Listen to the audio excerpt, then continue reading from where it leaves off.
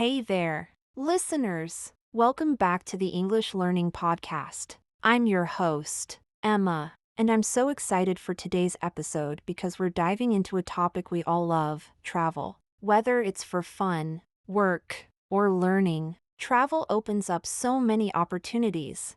Hi, everyone. I'm Tom, and yes, today's episode is all about travel. We'll be talking about everything from planning a trip to sharing some funny travel experiences. By the end of this episode, you'll have learned some useful vocabulary and phrases to talk about your travel adventures in English. Exactly. And whether you've been to just a few places or have a long bucket list of places you want to go, there's always something exciting about planning that next trip. Speaking of trips, Tom, where was the last place you traveled to? That's an easy one. I just got back from Japan a few months ago. It was such an amazing experience: the culture, the food, the sights, everything. Have you ever been to Japan, Emma? I haven't, but it's definitely on my list. I've heard it's a mix of the super modern and the traditional. What did you enjoy most while you were there? So many things. I think what stood out the most was the food. Japanese cuisine is so diverse: sushi, ramen, tempura, everything is delicious. Vocabulary tip: cuisine refers to the style of cooking, often associated with a particular country or region. And I loved visiting the temples, especially in Kyoto. The architecture was breathtaking. That sounds incredible. I've heard the temples in Kyoto are so peaceful and beautiful. What was the most surprising thing about your trip? Definitely the efficiency of the public transportation. The trains in Japan are always on time, down to the second. I was amazed by how organized everything was. And the Shinkansen, or bullet train, is super fast. You can travel between cities in no time at all. I've heard those trains are like a symbol of Japanese precision. It must have been a great way to travel around. Speaking of which, how do you usually plan your trips? Do you go with a strict itinerary, or are you more spontaneous? I try to strike a balance. I like to plan the major things, like accommodation and transport, ahead of time, but I leave room for flexibility. Vocabulary tip: an itinerary is a detailed plan or schedule for your trip, listing all the places you'll visit and activities you'll do. What about you, Emma? How do you like to plan your travels? I'm more of a spontaneous traveler, I'd say. I usually have a rough idea of where I want to go and what I want to see, but I leave a lot of space for exploring and discovering things on the go. Sometimes the best experiences come from unplanned moments, like stumbling upon a hidden cafe or a local festival. I agree. Sometimes the most memorable moments are those unexpected surprises. Do you have any funny or interesting travel stories? Oh, I have plenty. One that stands out is when I was in Spain. I was exploring this small town and accidentally walked into a local festival where they were having a tomato throwing contest. I had no idea what was going on, but before I knew it, I was covered in tomatoes. It was chaotic, but so much fun. What about you, Tom? Any travel mishaps? That sounds like such a fun memory. For me, one of the funniest travel moments was when I was in Italy. I was trying to order pizza at a local restaurant, and my Italian wasn't great. I ended up accidentally ordering 4 pizzas instead of one. The waiter gave me a strange look, but I didn't realize my mistake until the pizzas started arriving at the table. I ended up sharing them with some friendly locals. That's hilarious. I love how travel often comes with these little misunderstandings, but they turn into the best stories. Speaking of learning languages while traveling, do you try to pick up some basic phrases when you visit a new country?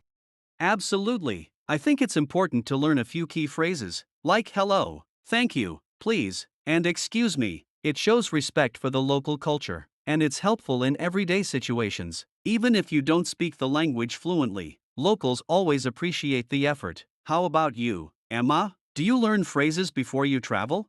Yes, I always try to. It's amazing how a simple phrase like thank you can open doors and make interactions so much smoother. In France, I practiced saying merci all the time, and people were so welcoming. Vocabulary tip: fluently means being able to speak a language easily and smoothly. It takes time to become fluent, but every little bit helps when you're traveling. Definitely. And learning languages while traveling can be really rewarding. You get to practice in real life situations, and you often learn faster because you're immersed in the environment. That's so true. Being surrounded by a language, or immersion, as it's called, really helps you pick it up naturally. Have you ever traveled somewhere where you didn't speak the language at all?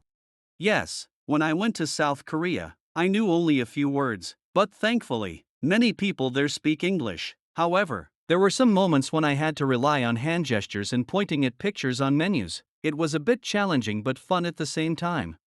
That's part of the adventure. You don't always have to speak the language fluently to have a great time, but it does help to know a few essential phrases, like asking for directions or ordering food. Do you have a favorite phrase you've learned while traveling? One of my favorites is the Japanese phrase itadakimasu, which means I humbly receive and is said before meals. It's such a nice way to show gratitude for the food you're about to eat. What about you, Emma? I love the Spanish phrase me encanta, which means I love it. It's a simple way to express excitement or appreciation, and I used it a lot when I was in Spain, especially when trying new foods. Great phrase. So, Emma, where's the next place on your travel list? Oh, I've been dreaming of going to New Zealand. I've heard it's one of the most beautiful places in the world, with stunning landscapes and outdoor activities. I'd love to do some hiking and explore the national parks. What about you, Tom? Any upcoming travel plans? I'm thinking about visiting Greece next. The history, the beaches, and of course, the food are all calling my name. It's one of those places I've always wanted to explore. Greece sounds amazing. The combination of ancient history and beautiful islands must be magical. There's so much to see in this world. I think that's the best part of traveling. You always discover something new, whether it's a place, a culture, or even something about yourself. Exactly. Travel broadens your perspective and helps you see the world in a different way. And for those of you listening, don't worry if you haven't traveled much yet. Even talking about travel, like we're doing today, is a great way to improve your English and dream about future adventures. Yes. And remember, travel doesn't have to be international. You can explore new places in your own country, even in your own city. Sometimes we forget that there's so much to discover right where we are.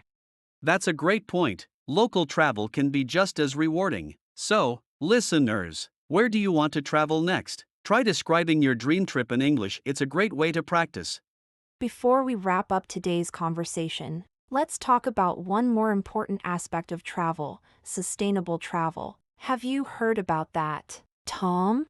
Yes, I have. Sustainable travel, or eco friendly travel, is all about making choices that reduce your environmental impact while exploring new places. It's becoming more popular as people realize how important it is to protect the environment. Vocabulary tip: sustainable means something that can be maintained over time without causing harm, especially to the environment.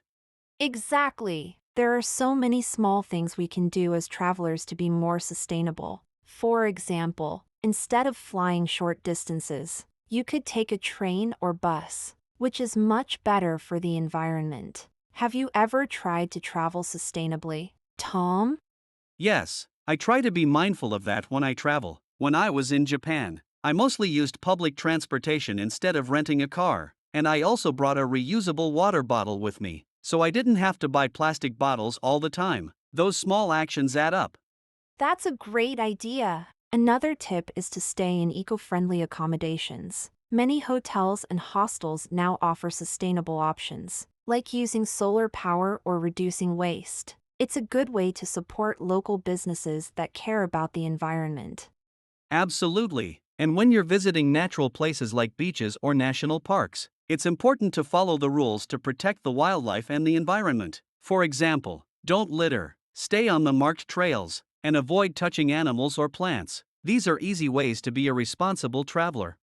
Right. And we can even choose destinations that promote sustainable tourism. Some countries have ecotourism initiatives where you can visit places without harming nature. For example, Costa Rica is known for its eco-friendly tourism, with many national parks and conservation projects. Would you be interested in going somewhere like that, Tom? Oh, Definitely. I've read that Costa Rica is a paradise for nature lovers, with rainforests, volcanoes, and incredible wildlife. It sounds like the perfect place to enjoy nature while being mindful of the environment. Yes, it's a beautiful place. And it's great that we're talking about this because, as travelers, we have a responsibility to take care of the places we visit. That way, future generations can enjoy them too.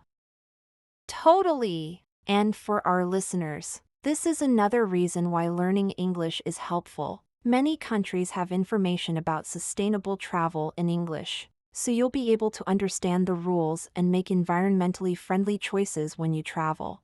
That's such a good point. So, whether you're planning your next trip or dreaming about one, keep sustainability in mind. You can enjoy the world and help protect it at the same time. Exactly. So, before we finish, let's go over some travel related vocabulary we discussed today to help our listeners practice. Ready? Absolutely. Let's start with itinerary. An itinerary is the plan for your trip, listing all the places you'll visit and activities you'll do. It's helpful to have one, especially for longer trips. Great. Next, we talked about cuisine. Cuisine refers to the style of cooking from a particular country or region, like Japanese cuisine or Italian cuisine. When you travel, trying the local cuisine is always a must. And we mentioned sustainable travel. Sustainable travel is about making choices that protect the environment while you're on the road. Things like using public transportation, reducing plastic use, and respecting nature all fall under sustainable travel. Good one. And lastly, immersion. Immersion is when you're fully surrounded by a language or culture, like when you travel to a foreign country and try to communicate in the local language. It's one of the best ways to improve your language skills. Perfect. So, listeners, try using these words when you talk about your own travel experiences. And if you haven't traveled yet, no worries, these words are great for future trips too. Yes, and remember, you don't have to go far to have a great travel experience. Even exploring your own city can be a travel adventure if you approach it with curiosity. Exactly. So, as we wrap up, we'd love to hear from you. Where do you want to travel next? And how are you planning to travel sustainably? Feel free to leave a comment or send us a message on social media. We're always excited to hear your stories and ideas. Thanks for joining us today, everyone. We hope you enjoyed learning about travel and that you feel inspired to go on your own adventures. Until next time, happy travels and keep learning. See you soon, and safe journeys, everyone.